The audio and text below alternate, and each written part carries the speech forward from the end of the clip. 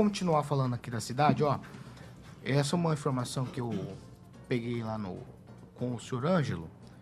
Maringá fechou abril com uma frota de 346.010 automóveis para uma população de 409.657 habitantes. Então foram 11.450 veículos automotores a mais que em abril do ano passado. O número de motocicletas, comparando-se ao mesmo mês em relação a 2023, subiu de 46.123 para 47.856 unidades.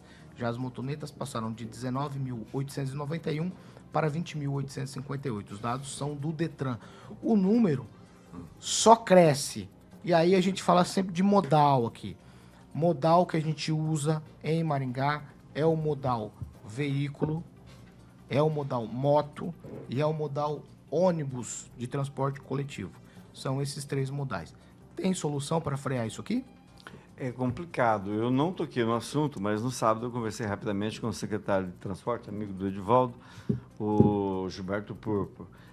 Falei para ele, você não queria estar na sua pele, porque acho que é o cargo de secretário municipal que mais tem problema. Ele não descansa, são 24 horas ligado, ele não pode viajar, não pode tirar férias, sempre tem probleminha para resolver. Isso desde interdição de rua, que causa, todo mundo sabe, a gente está vendo aqui no centro da cidade, hoje metade da cidade está fechada do centro, né?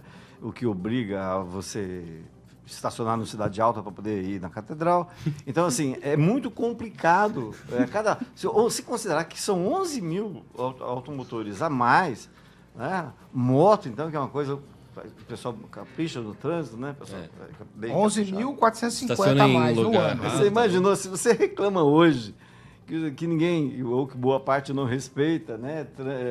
Sinal, sinalização, e você que vê de uma hora para outra, em pouco tempo, né? Isso aumentar 11 mil vezes é muita coisa. Maringá tem que pensar de forma estruturada, bem levada a sério, a questão do transporte coletivo. E aí vem o lance do transporte coletivo sem pagar. Porque do jeito que está indo, a gente daqui a pouco não vai conseguir sair na rua. Né? Pode ser um momento temporário por conta das obras que estão fazendo? Não, mas final de semana, todo final de semana tem intervenção, a pessoa é obrigada a dar volta em 10 quarteirões, reclamações não param e é direto. Aí junto vem, como eu publiquei ontem, inclusive, a iluminação de ciclovia, que tem ciclovia que não tem iluminação. Você não tem alternativas. Mesmo uma pessoa que sai à noite para andar de bicicleta e fazer um exercício, ela também enfrenta dificuldades como motorista, como o piloto de moto, né? É uma coisa para se pensar já muito atrasada, isso é coisa que a gente devia ter visto lá atrás, Paulo.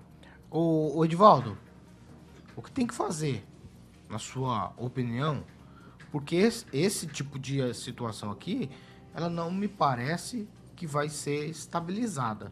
O Maringá só tem crescido nos últimos tempos. Eu já ouvi vocês falarem aqui nessa bancada que essa cidade foi programada e projetada para 200 mil pessoas. Nós estamos passando o dobro disso. Nós temos mais de 200 mil eleitores hoje. Então, você tem uma ideia de que tamanho está essa cidade. Frear, acho quase impossível. Temos que reprogramar, repensar o tipo de modal de transporte para tentar mitigar pelo menos essa...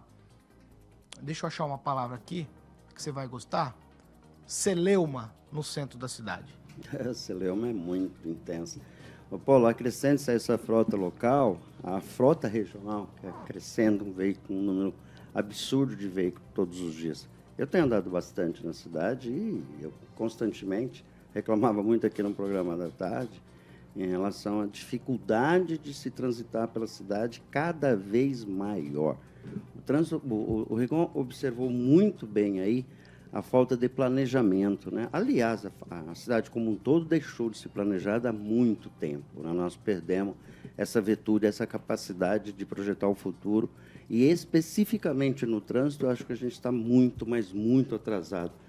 Eu me lembro que o Purpo tretou com esse prefeito aí, porque o Purpo, Gilberto Purpo, que é o secretário de Mobilidade, ele sempre defendeu o VLT, especialmente ali na Vida Brasil, né? Quando se tirou a espinha de peixe, a grande defesa dele é ter um VLT, começando lá da Praça Ivaí, chegando até lá ao antigo aeroporto, e com ramais.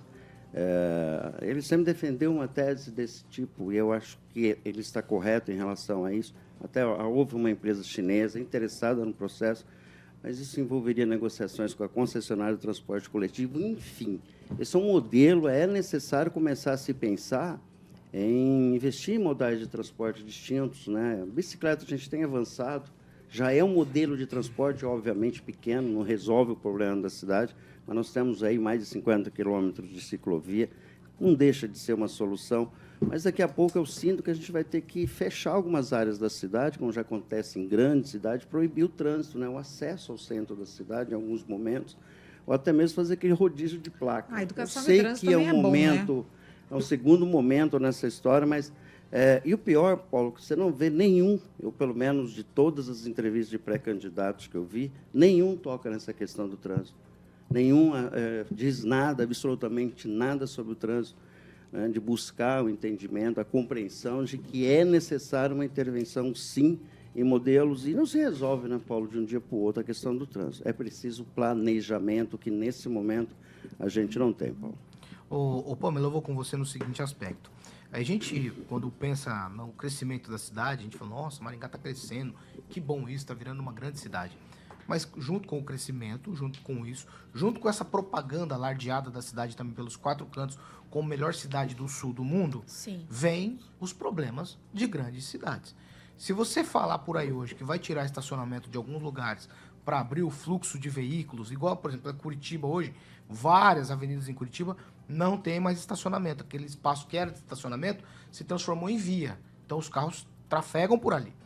Se você falar uma coisa dessa aqui em Maringá, é um absurdo. Como o comércio vai querer matar quem tocar no assunto, né? De fato, vai atrapalhar. Muito. Obviamente. Mas é algo que nós vamos precisar pensar nos próximos tempos, pelo menos para o quadrilátero central.